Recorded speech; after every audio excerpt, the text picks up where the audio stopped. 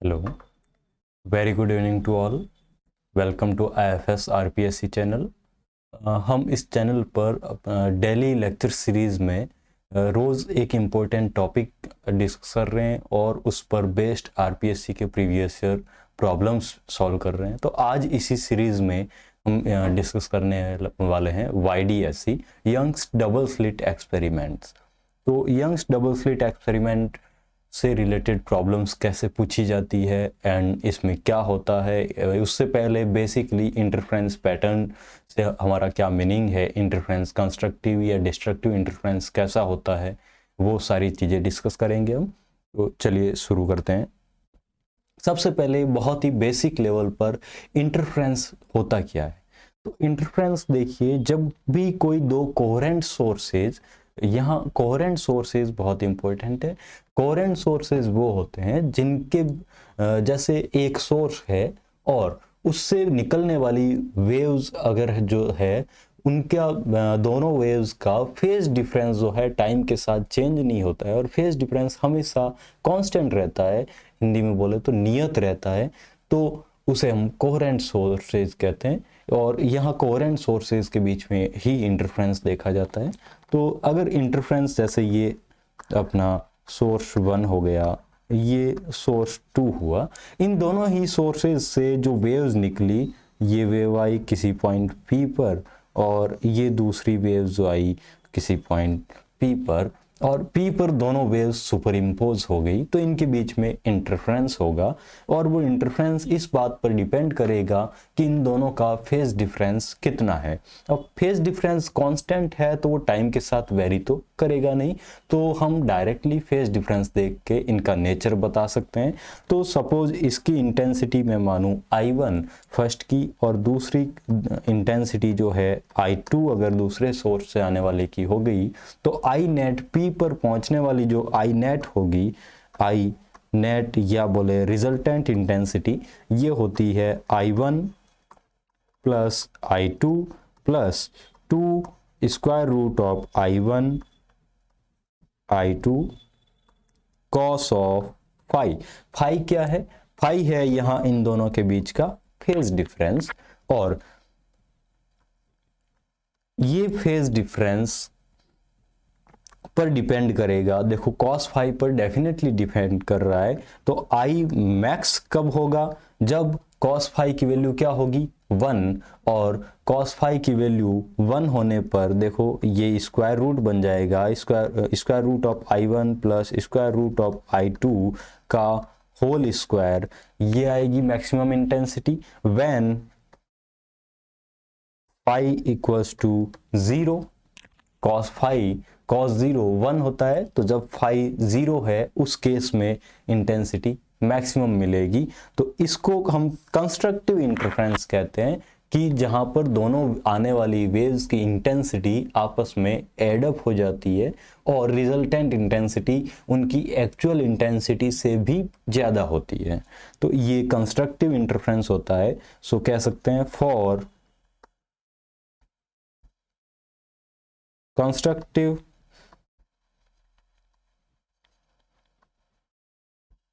Interference phi equals to 0, और हमें पता है फाई फेज डिफरेंस क्या होता है? 2 pi by lambda into delta x. तो phi equals to 2 pi by lambda into delta x. तो यहाँ से पाथ डिफरेंस भी डिटरमाइन कर सकते हैं, और पाथ डिफरेंस जो है वो हमारे पास निकल के ऐसे आता है, delta x equals to n lambda अगर होगा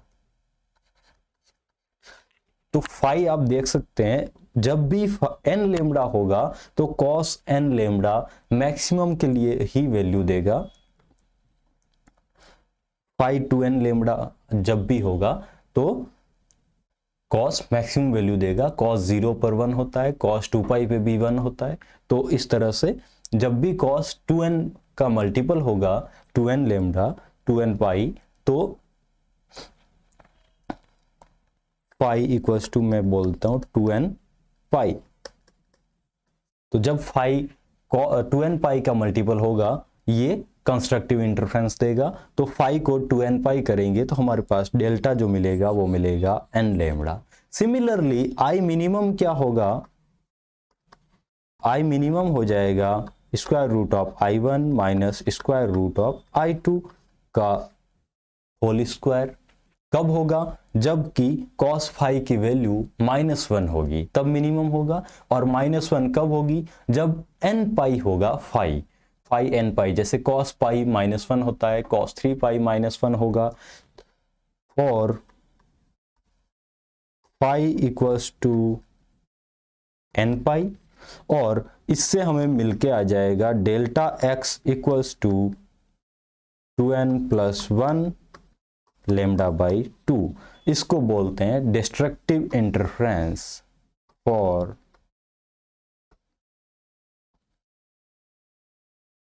डिस्ट्रक्टिव इंटरफेरेंस। तो इंटरफेरेंस के लिए दो कंडीशंस हमने देखी, कौन सी, for destructive interference delta x equals to 2n plus 1 lambda by 2, and for constructive interference delta x equals to n lambda. ये हमें ध्यान रखना है, आगे यूज करेंगे। अब ज्योमेट्री का हम बात कर रहे हैं YDSC की, तो YDSC में यंग्स डबल स्लिट एक्सपेरिमेंट जो है, हमें उसमें पाथ डिफरेंस पहले डिटरमाइन करना पड़ेगा, क्योंकि हम इंटरफेरेंस के लिए कंडीशंस ही पाथ डिफरेंस की फॉर्म में डिसाइड कर रहे हैं कि अगर डेल्टा x जो पाथ डिफरेंस है वो n लेमडा का मल्टीपल हुआ तो कंस्ट्रक्टिव होगा, अगर 2n प्लस 1 लेमडा बाई 2 का हुआ तो डिस्ट्रक्टिव इंटरफेरेंस होगा, तो हमें पाथ डिफरेंस चाहिए। तो बेसिकली सिंपल YDSC सेटअप को अगर कंसीडर किया जाए, ये हमारा सिंपल YDSC सेटअप है, ये इसके बीच की डिस्टेंस कैपिटल D, ये स्क्रीन है, और इसको SC यानी स्क्रीन का सेंटर बोल सकते हैं। ये डिस्टेंस जो है इन दोनों के बीच की, ये डिस्टेंस D है, ये S1 हो गया अपना स्लिट 1, ये स्लिट 2। अब स्लिट 1 और स्लिट 2 से आने वाली वेव्स किसी पॉइंट P पर इस तरह से मैच होगी, इंटरफ्रेंस होगा फिर उनका, तो ये S1 और S2। अब देखिए यहाँ एक मैं लाइन ये ड्रॉ करता हूं, और ये एंगल थीटा एंगल है, ठीक है। अब ये अगर x डिस्टेंस है, इसको x बोल दिया हमने, तो डिस्टेंस बिटवीन S1 S2 क्या है, d, फिगर में अंडरस्टूड है। ये डिस्टेंस स्क्रीन और स्लिट के प्लेन की डिस्टेंस जो है वो कैपिटल D है, और किसी पॉइंट पर हम पर्टिकुलरली पाथ डिफरेंस देख रहे हैं, तो उस पॉइंट P तक दोनों का पाथ डिफरेंस जो है वो क्या है, डिटरमाइन करना है हमें। तो path difference delta x at P path difference कितना होगा, देखो S2P माइनस S1P हो जाएगा। ये वेव कितना ट्रेवल की और माइनस ऊपर वाली वेव कितना ट्रेवल की, पाथ डिफरेंस पता चल जाएगा। तो S2P माइनस S1P। अब यहाँ से देखिए, ये अगर D था और हमारा सोर्स जो था सिमेट्रिकली प्लेस था, तो ये डिस्टेंस कितनी हो जाएगी, D/2, कोई समस्या नहीं होनी चाहिए। और सिमिलरली यहाँ पर देखिए, ये पूरा D/2 था, ठीक है।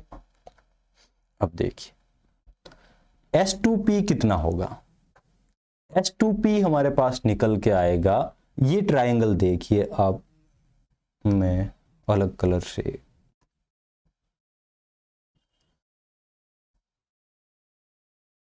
ये जो हमारे पास ट्रायंगल आया, इससे S2P निकाल सकते हैं। हमारे पास कैपिटल D है और ये डिस्टेंस भी है, तो S2P कितना आया, S2P equals to capital D square plus D/2 plus x का स्क्वायर d/2 प्लस एक्स का स्क्वायर और whole square root minus S1P के लिए भी ऊपर एक ट्रायंगल बन रहा है, तो उससे भी क्या निकलेगा, d स्क्वायर प्लस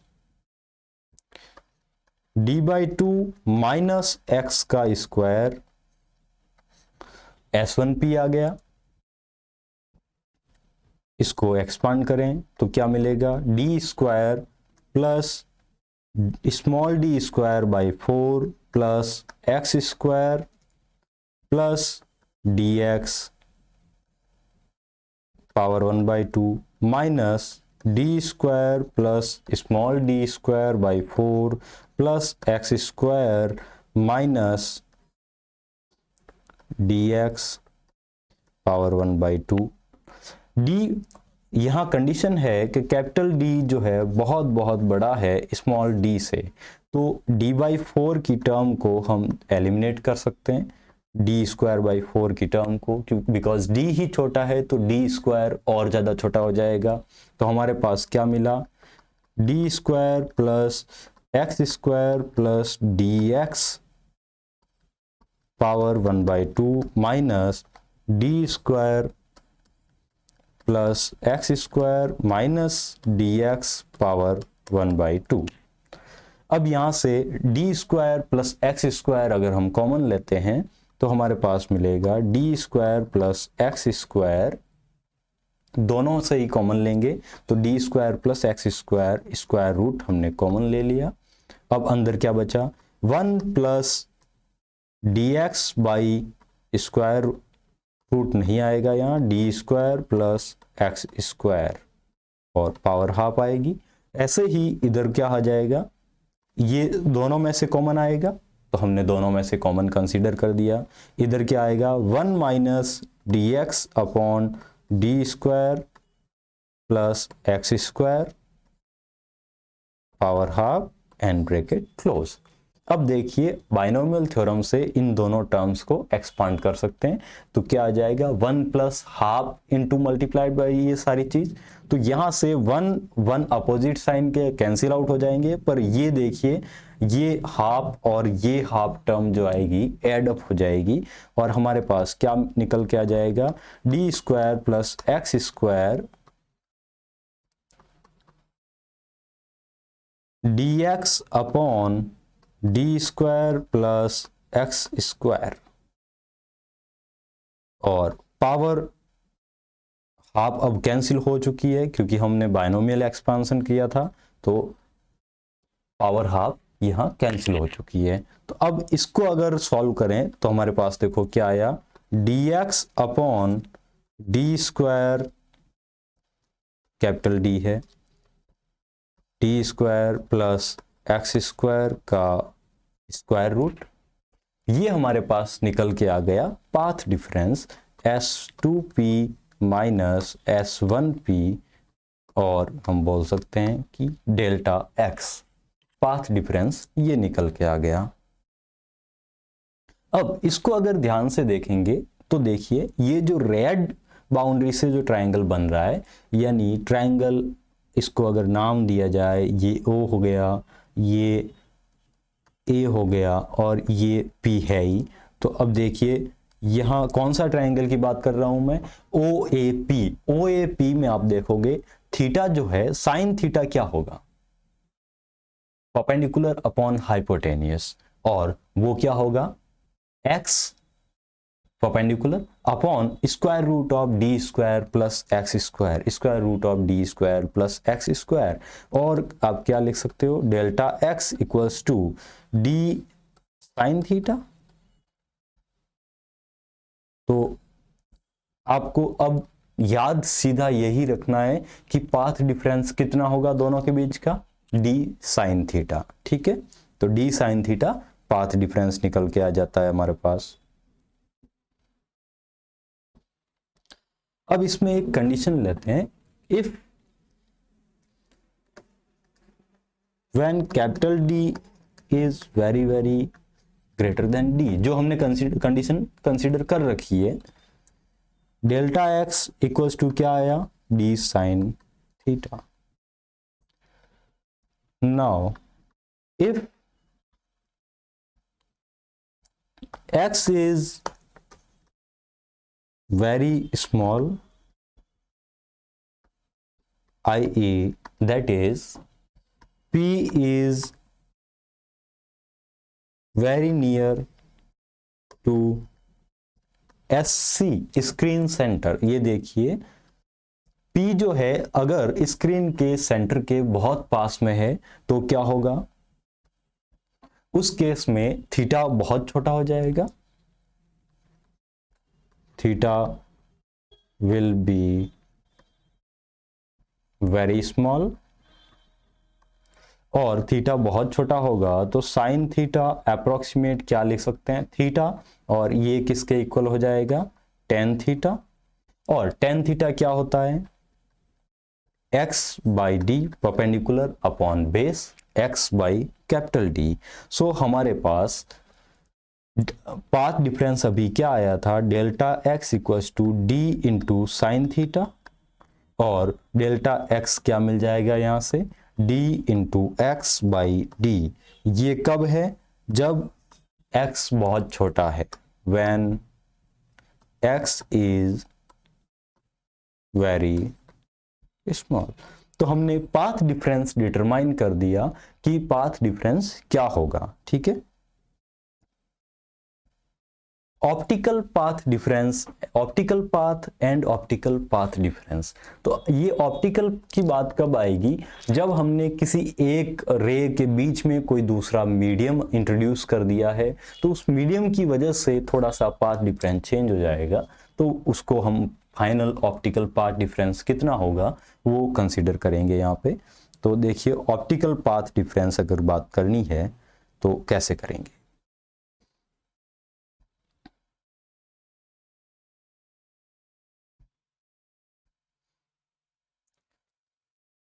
नॉर्मली हमारे पास क्या होता है, frequency equals to v by lambda और कहते हैं c बाई लेमडा, ये होता है nu equals to c by lambda.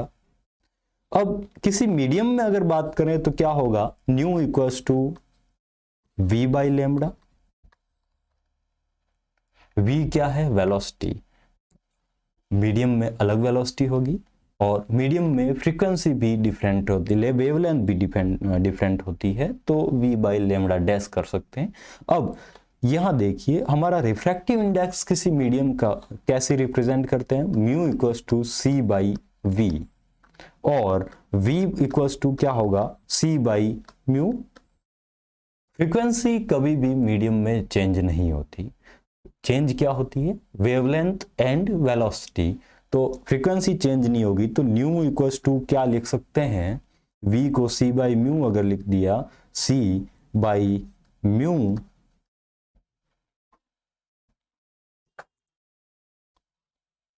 And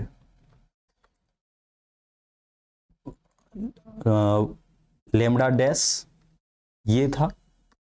और हमें फ्रीक्वेंसी कांस्टेंट रखनी है, तो फ्रीक्वेंसी कांस्टेंट रखने के लिए अगर इस इक्वेशन को इस इक्वेशन से कंपेयर किया जाए कि ये c बाई लेमडा ही आनी चाहिए, तो हमारे पास लेमडा डैश क्या निकल के आ जाएगा, लेमडा डैश निकल के आ जाएगा लेमडा बाई म्यू। यानी किसी मीडियम में अगर हम बात करते हैं तो वेलोसिटी जो है, वेलोसिटी तो हो जाएगी c बाई म्यू, और लेमडा जो है वेवलेंथ है वो लेमडा डैश हो जाएगी लेमडा बाई म्यू, और इन दोनों का डिवीजन होता है v बाई लेमडा डैश हो जाएगा, और वो फाइनल अल्टीमेट क्या आ जाएगा, सेम। तो फ्रीक्वेंसी चेंज नहीं होती।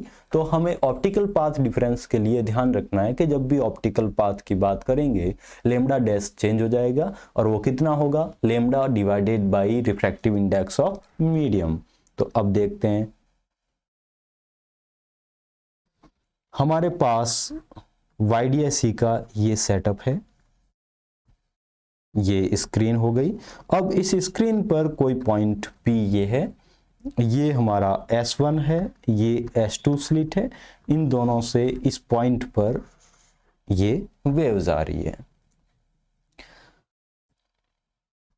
ओमेगा टी माइनस, इनका फेज डिफरेंस कैसे लिखेंगे, 2 pi by lambda into delta x, omega T minus 5 तो 2 pi by lambda into x, इसका भी 2 omega T minus 2 pi by lambda into x, ये इनका फेज है जो कांस्टेंट है हमेशा के लिए।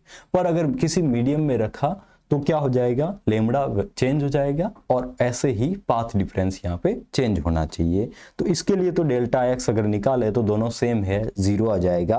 पर अगर किसी को मीडियम में इमर्ज कर दिया तो फिर क्या होगा, मीडियम में इमर्ज करने से इसका पाथ डिफरेंस चेंज हो जाएगा। जैसे मैंने एक एग्जांपल लिया, ये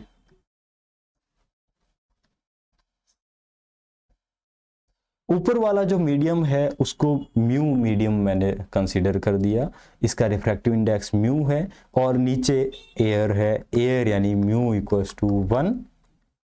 अब इसका पाथ डिफरेंस किसी पॉइंट P पर अगर मुझे निकालना है, ये x होगा, और इस पॉइंट P पर डेल्टा x यहाँ पे अगर निकालूं तो क्या आया, 0 फर्स्ट केस में। पर केस 2 की जब बात कर रहे हैं, केस 2 की जब बात कर रहे हैं, ये S1 ये S2 और ये इनके बीच की डिस्टेंस D, ये कैपिटल D है यहाँ से यहाँ तक की डिस्टेंस, और ये S2, ठीक है, ये कोई पॉइंट नाम दे दिया A। अब इस पॉइंट P पर या किसी पॉइंट A पर हम बात करें कि पाथ डिफरेंस दोनों के बीच का कितना है, तो यहाँ पाथ डिफरेंस चेंज हो जाएगा, बिकॉज इस ऊपर वाले के लिए हम जब लिखेंगे omega T minus 2 pi by lambda, तो लेमडा डैश आएगा और लेमडा डैश होगा lambda upon mu into x, और नीचे वाला क्या होगा, omega T minus 2 pi by lambda into x, यहाँ लेमडा ही रहेगा। तो पार्ट डिफरेंस वेरी करेगा, और पार्ट डिफरेंस कितना वेरी करेगा, लेमडा मीडियम ध्यान रखना है आपको कितना होता है, लेमडा एयर अपॉन म्यू, ये इंपॉर्टेंट चीज है, और डेल्टा फाई फेज डिफरेंस जो यहाँ है वो कितना आया, 2 पाई बाई लेमडा, और अगर ये डिस्टेंस a है, ये डिस्टेंस a है, तो फाइनल फेज डिफरेंस अपना कितना आया, 2 पाई बाई लेमडा, x की जगह a रख लो तो म्यू a माइनस a। तो इस तरह से पाथ डिफरेंस चेंज हो जाएगा, phase difference delta phi change हुआ है तो पाथ डिफरेंस भी चेंज हो जाएगा। और पाथ अगर निकाला आपने, डेल्टा फाई इक्वल टू कितना होता है, 2 pi by lambda into delta x, तो डेल्टा एक्स कितना मिला यहाँ पर आपको, म्यू इंटू ए इंटू म्यू माइनस 1।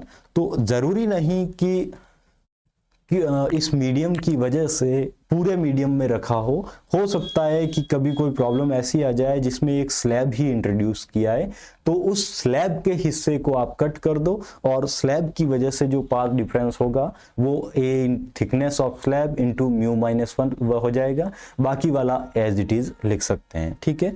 तो ये हमारा ऑप्टिकल पाथ और ऑप्टिकल पाथ डिफरेंस हो गया। अब हम सिंपल आगे बढ़ते हैं सिंपल YDSE सेटअप की तरफ। तो सिंपल YDSE सेटअप कैसा होता है और उसमें क्या चीजें होती हैं देखें।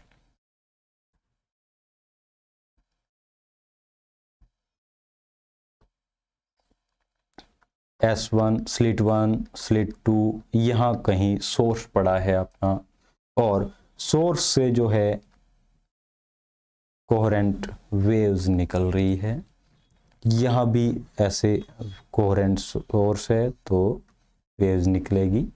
अब ये वेव्स किसी पॉइंट P पर अगर हम माने,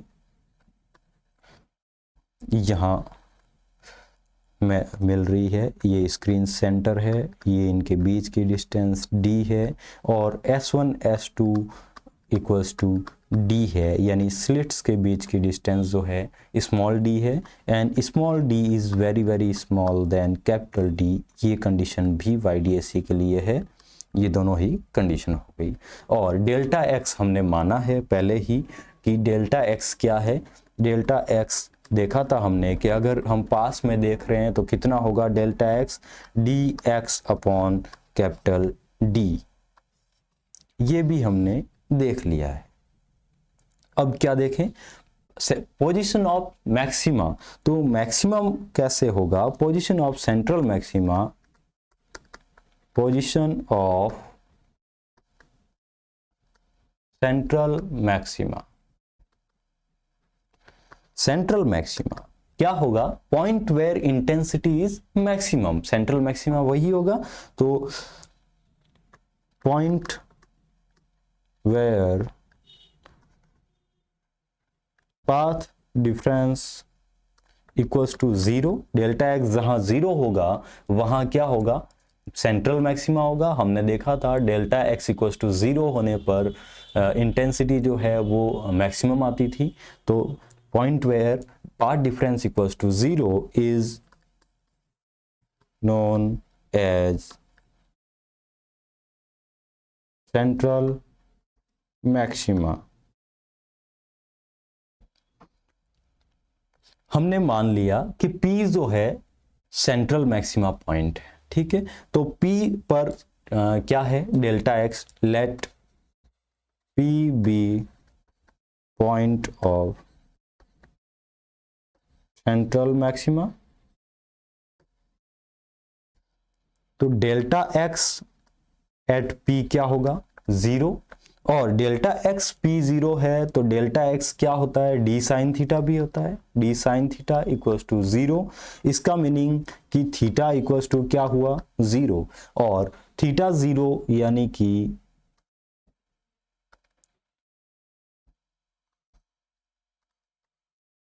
पी कहां लाई करेगा, स्क्रीन के सेंटर पर, P lies on screen centre. इससे रिजल्ट समझ में आया कि अगर सेंट्रल मैक्सिमा की बात करें तो सेंट्रल मैक्सिमा कहां होगा, स्क्रीन के सेंटर पर होगा। या फिर बात करें हम इस इक्वेशन को यूज करके कि D x by capital D equals to zero, तो इससे क्या आया, एक्स इक्वल्स टू जीरो। तो इससे भी रिजल्ट यही आया कि P lies on centre of screen. अब इसके अलावा हम बात करें कि ये तो सेंट्रल हो गया, सेंट्रल के अलावा जो मैक्सिमा हो गए वो कहां पर हो गए। तो अगर delta x n lambda, if delta x equals to n lambda, delta x n lambda है तो क्या होगा, delta x n lambda, then हमने इंटरफ्रेंस में बात की थी कि अगर पाथ डिफरेंस जो है एन लेमडा का मल्टीपल है तो क्या होगा, कंस्ट्रक्टिव इंटरफ्रेंस, तो ये मैक्सिमा मिलेगा। तो देन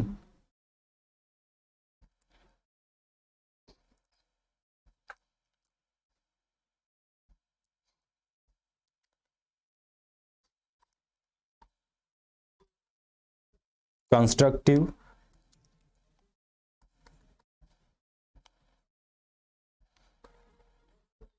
इंटरफ्रेंस यानी कि nth मैक्सिमा हो जाएगा। nth मैक्सिमा पॉइंट होगा। तो nth मैक्सिमा पॉइंट के लिए डेल्टा एक्स पाथ डिफरेंस क्या होगा, एन लेमडा। और अगर हम यहां से देखें डेल्टा एक्स इक्वल्स टू ये फॉर्मूला यूज करें तो nth ये फॉर्मूला, तो nth की पोजीशन सेंटर से कितना डिस्टेंस है वो भी निकाल सकते हैं। तो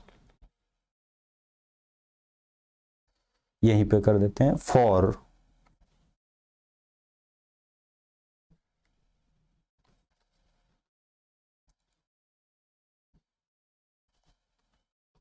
position of nth central maxima,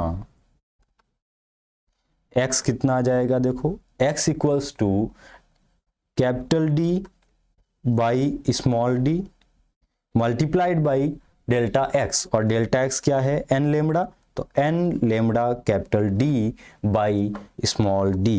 this is the expression for position of nth central maxima from the centre of screen. यानी यहां से ये कितना आ जाएगा, n, मैं अलग कलर से लिख लेता हूं,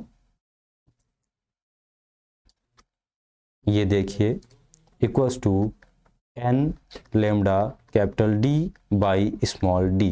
तो ये हमारी वैल्यू निकल के आ गई। अब इसकी हेल्प से हम क्या कर सकते हैं, डिटरमाइन कर सकते हैं कि सेंट्रल मैक्सिमा जो है nth मैक्सिमा है वो स्क्रीन के सेंटर से कितना डिस्टेंस पर अवेलेबल होगा। अब बात करते हैं fringe and fringe width. Fringe क्या होती है, तो YDSC पैटर्न को आप ध्यान से देखोगे तो ये इस तरह से होगा, यूनिफॉर्मली ऐसे पैटर्न बनेगा। हाँ, इंटेंसिटी जैसे जैसे आप दूर जाओगे ग्रेजुअली डिक्रीज होती जाएगी, पर कहीं पर कहीं पर मैक्सिमा मिलेगा, मिनिमा मिलेगा, मैक्सिमा मिनिमा, मैक्सिमा मिनिमा, ऐसे अल्टरनेटिंगली चलता रहेगा।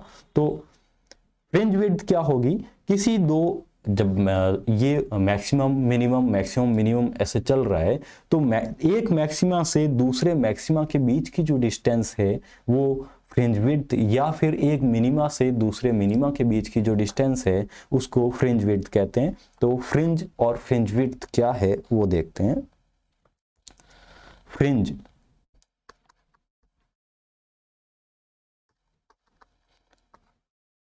locus of all points on the screen at which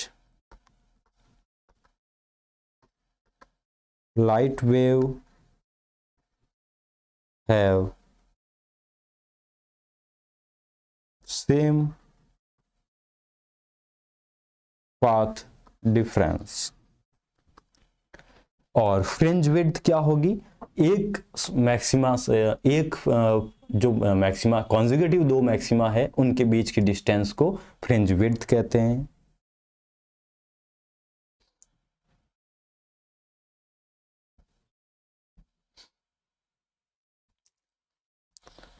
distance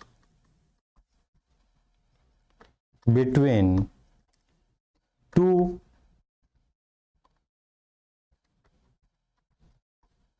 consecutive bright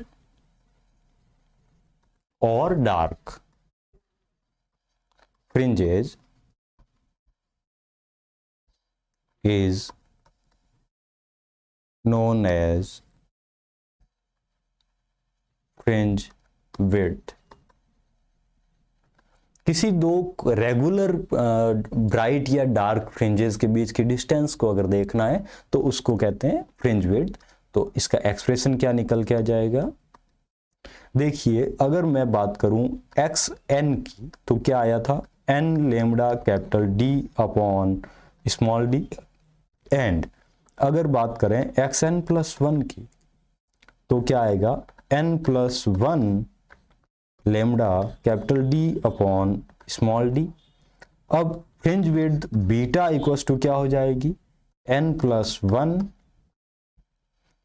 minus n lambda capital D upon small D, और ये कितना आया, lambda capital D upon small D. So beta equals to lambda capital D upon small D. n पर depend नहीं कर रही है, ध्यान दीजिए n पर डिपेंड नहीं कर रही है, ये सिर्फ d पर डिपेंड कर रही है, वेवलेंथ पर डिपेंड कर रही है और कैपिटल D पर डिपेंड कर रही है। इसका क्या मीनिंग है, इसका मीनिंग है कि फ्रिंज विड्थ जो है ऑर्डर ऑफ मैक्सिमा पर डिपेंड नहीं कर रही। एक पर्टिकुलर मैक्सिमा के लिए फ्रिंज विड्थ कांस्टेंट, कोई मैक्सिमा चाहे कोई भी हो, nth फर्स्ट हो या 10th हो, फ्रिंज विड्थ कांस्टेंट रहेगी, यानी फ्रिंजेस इक्वली स्पेस्ड होगी। हाँ, इंटेंसिटी ग्रेजुअली डिक्रीज होगी पर फ्रिंजेस की विड्थ जो है वो सेम रहेगी, चेंज नहीं होगी। तो फ्रिंज विड्थ कांस्टेंट है बिकॉज सारी चीजें पर्टिकुलरली कांस्टेंट है। अब यहाँ पे क्वेश्चन पूछ सकते हैं, फ्रिंज विड्थ अगर स्लिट के बीच की डिस्टेंस इंक्रीज करेंगे तो क्या होगा, तो बीटा फ्रिंज विड्थ जो है आप डायरेक्टली प्रोपोर्शनल टू लेमडा, ये देख सकते हो यहाँ से। अगर वेवलेंथ चेंज करते हैं तो फ्रिंज विड्थ वेवलेंथ इंक्रीज करने पे इंक्रीज होगी, डिक्रीज करने पे डिक्रीज होगी। बीटा जो है डायरेक्टली प्रोपोर्शनल टू डी, यानी स्क्रीन और स्लिट्स के बीच की डिस्टेंस, अगर स्क्रीन और स्लिट्स के बीच की डिस्टेंस बढ़ाओगे तो बीटा बढ़ेगी, घटाओगे तो बीटा घटेगा, and beta directly inversely proportional to 1/d। तो इस तरह से हम देख सकते हैं कि फ्रिंज विड्थ कैसे डिपेंड करती है सारे। और फ्रिंजेस का टाइप क्या होगा, फ्रिंजेस जो है वो हाइपरबोलिक पैटर्न की बनती है। तो फ्रिंजेस इस तरह से बनेगी, मैं यहाँ शो कर देता हूँ, ये सेंट्रल हो गया और फिर ये इस तरह हाइपरबोलिक शेप होगा फ्रिंजेस का।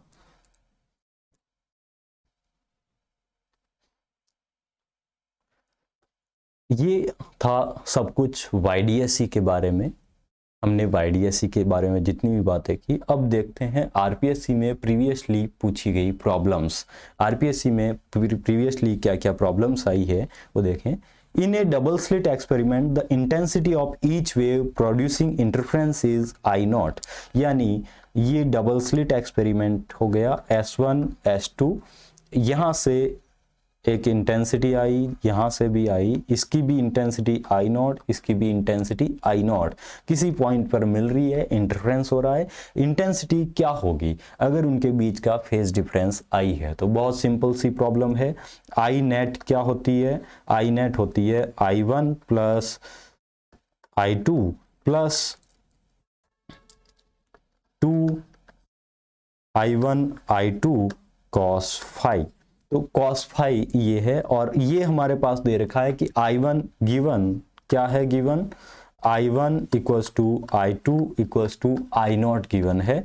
तो यूज कर लो, क्या आ गया 2I0 plus 2I0 cos phi, ये मिलके आ गया हमारे पास।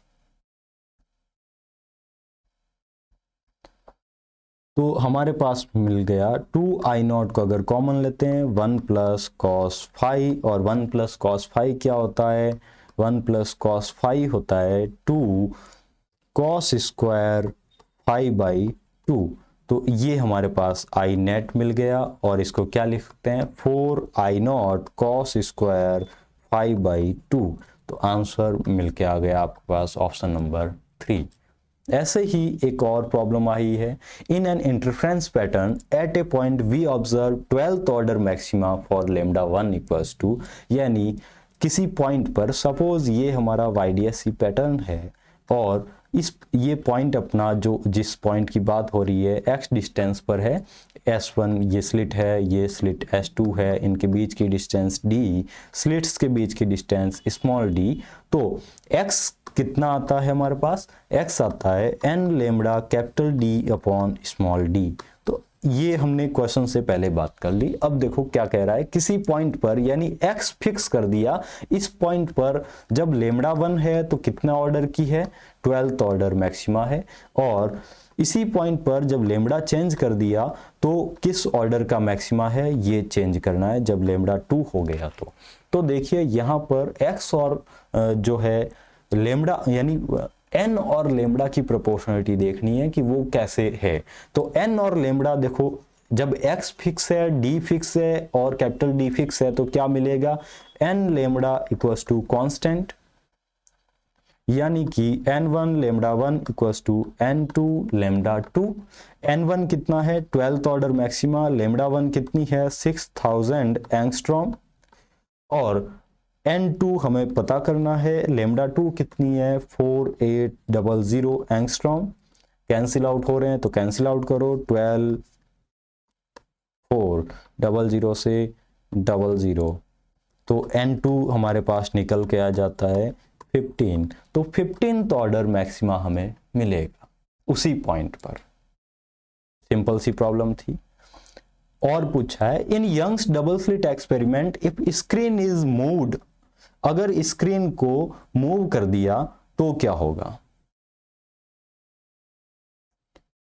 If screen is moved away from the plane of slits then angular width will decrease, angular width will increase. तो अब देखो यहाँ पे हमने डायरेक्ट फ्रिंज विड्थ की बात की थी, पर इसने एंगुलर विड्थ की बात की है, कोई दिक्कत नहीं, एंगुलर विड्थ भी देख लेंगे। क्या है, ये कैपिटल D है, एंगुलर विड्थ क्या थी, एंगुलर विड्थ ये थीटा था, ये एक्स डिस्टेंस यहाँ से थी, और हम कह सकते हैं टेन थीटा इक्वल्स टू क्या था, एक्स अपॉन कैपिटल डी। और अगर स्मॉल है तो ये थीटा, अगर थीटा स्मॉल है तो अप्रोक्सीमेटली थीटा क्या हो जाएगा, एक्स अपॉन कैपिटल डी। ये था।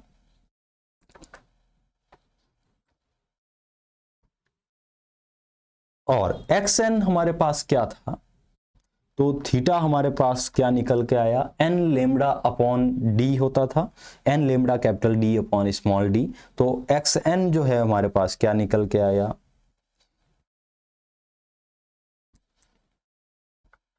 1 अपॉन डी, तो ये हो गया। और एक्स एन की वैल्यू हमने पुट की तो n lambda capital D upon small D, यानी थीटा हमारे पास निकल के आया एन लेमडा अपॉन डी। तो अब यहाँ से आप एक चीज़ नोट कर सकते हैं कि theta equals to n lambda upon D, जो कि कैपिटल डी पर डिपेंड ही नहीं कर रहा है। तो एंगुलर पोजीशन जो है फ्रिंज की वो कैपिटल डी पर डिपेंड ही नहीं कर रही, यानी स्क्रीन और स्लिट के प्लेन की डिस्टेंस पर डिपेंड ही नहीं कर रही। जब डिपेंड ही नहीं कर रही तो आप दूर लाओ पास ले जाओ क्या फर्क पड़ेगा, तो कांस्टेंट रहना चाहिए। तो अब ऑप्शन जहां भी constant, angular fringe width will remain constant. Angular fringe width की बात करें तो बीटा एंगुलर क्या हो जाएगी यहाँ पे, beta angular theta n plus 1 minus theta n, और theta n plus 1 minus theta n अगर यहाँ से निकालेंगे, सॉरी ये मैंने कैपिटल डी लिखा, स्मॉल डी था, तो क्या आएगा लेमडा अपॉन डी। तो एंगुलर फ्रिंज विड्थ जो है does not depend upon capital D,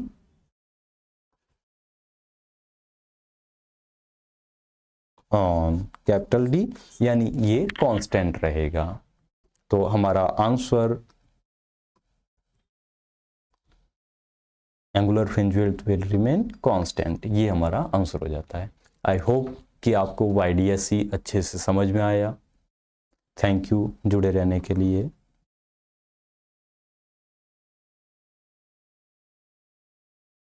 मैं अगेन अनाउंस कर रहा हूँ IFS का RPSC first grade special online course 8 नवंबर से स्टार्ट हो रहा है, और आप अपने नॉलेज को बढ़ाने के लिए और अपनी प्रिपरेशन को बूस्ट करने के लिए ये कोर्स ज्वाइन कीजिए। Thank you.